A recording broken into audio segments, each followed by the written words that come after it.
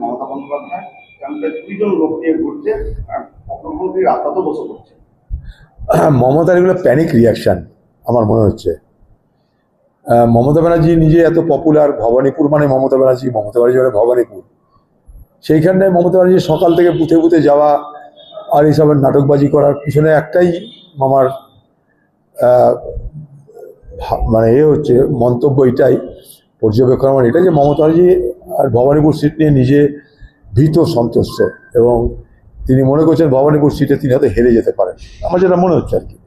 তার জন্য তার এই তৎপরতা, এটা প্রয়োজন ছিল না। মমতা ব্যানার্জি বাংলার মুখ্যমন্ত্রী, খালি ভবানীপুরে তিনি এত ব্যস্ত থাকার পারিবারিক ভোট প্রচারে উঠেছেন, বুথে বুথে তিনি পদযাত্রা করেছেন, এগুলোর পিছনে প্যানিক রিয়াকশনটা কাজ করছে।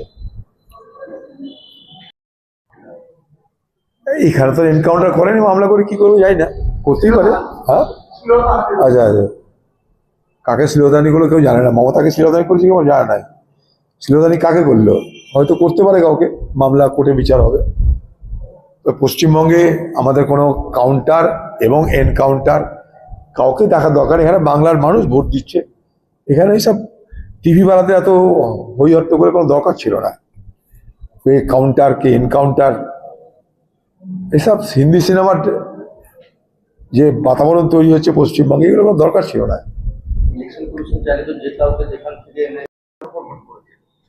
এবারে নির্বাচনে বলছি তো যে মানুষ নির্বাচনে যেভাবে অংশগ্রহণ করেছে এটা সারা বাংলার ফেনোমেনা। প্রথম দফাতেও প্রচুর পরিমাণ মানুষ ভোট দিয়েছে, 93%। এবারও সে 90 ঘর তো পার করবেই, কারণ একটাই, মানুষ ভোট দেওয়ার সুযোগ পাচ্ছে, ভোট দিতে যাচ্ছে।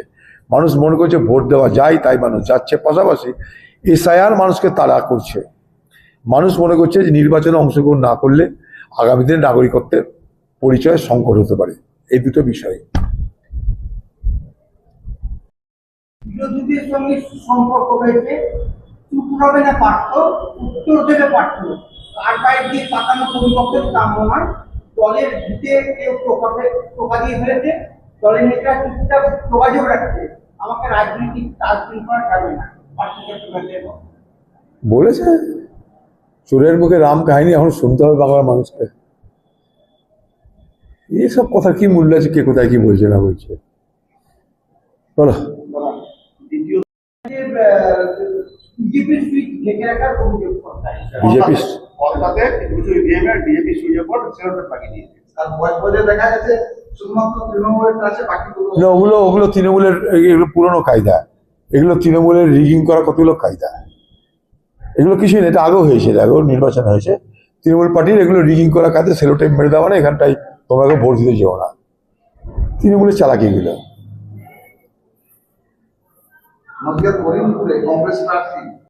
না, দিতে পারে নিশ্চয়ই দিতে পারে, কিন্তু এখানে তৈরি হচ্ছে প্রচার না, এই যে কি কোথাকার সিংহম পুষ্পা কিসব হচ্ছে, সব ডায়লগ। বাংলা মানুষ ভোট করবে না, নাটক দেখবে কে জানে। বাংলায় সব আমদানি করার দরকার ছিল না, বাংলা এগুলো তো কেউ মানুষ গ্রাহ্য করে না।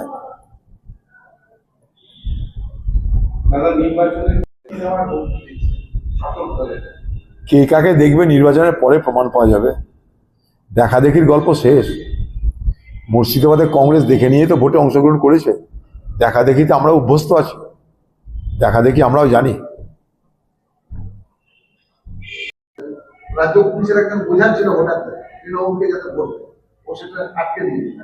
খুব ভালো কাজ করেছে পূজা চৌধুরী, যে মেয়েটা প্রতিবাদী মেয়ে, কিন্তু ও ত্রিপুরার মেয়ে, ও লড়াকু মেয়ে, প্রতিবাদী মেয়ে। ভালো লাগলো এটা। তৃণমূল পুলিশ এরকম দালালি করে সেটা প্রমাণ পেল পশ্চিমবঙ্গের মানুষ।